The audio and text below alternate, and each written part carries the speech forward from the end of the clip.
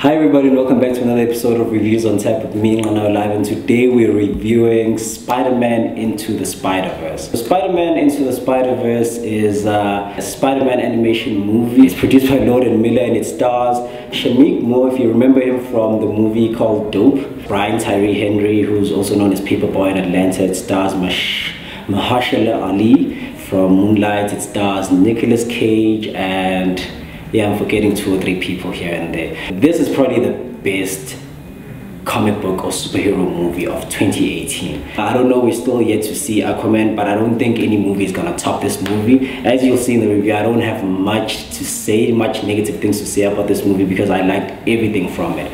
It's basically an origin story of Miles Morales, who is also in the comic books, he's Spider-Man. He gets to wear the black Spider-Man suit, not the Venom one, but the black and red one. So we get to get an origin and backstory of him in terms of how did he come to be, but they do it in such a way that they don't do it traditionally in terms of just focusing on this one character from the beginning, what happened, he got bit by a spider and so forth and so on. It introduces another element into it which opens up other universes and introduces either Spider-Men or Spider characters. In this case we have Spider-Woman, otherwise known as Spider-Gwen, we have Spider-Ham, we have Spider-Man Noir. It starts off by setting up those guys, but small, brief, straight to the point, doesn't waste your time. The animation style, which is what actually hooked me, is in this age where most animation is usually 3D, some of it comes close to imitating realistic, like real life. This one went for a different style of trying to use the old CGI animation, but also incorporate it with hand-drawn 2D animation from the comic books, and that just ultimately gives it a different feel. When Incredibles 2 came out earlier on this year, there was no warning that was given out to people that due to the strobe lights that I use in the film, and there are quite many of them, it might trigger people with epilepsy. So if you have or know anybody who does suffer from epilepsy, please go into this movie with caution.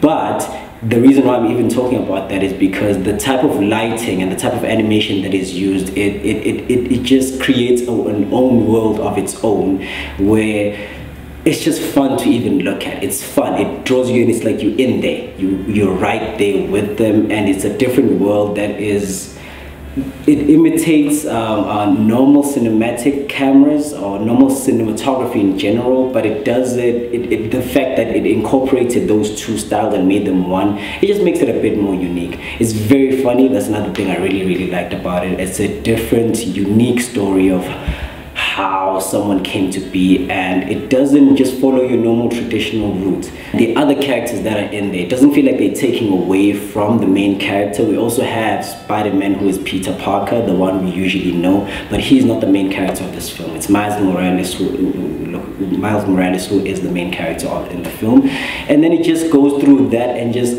keeps on reiterating that you now have this power.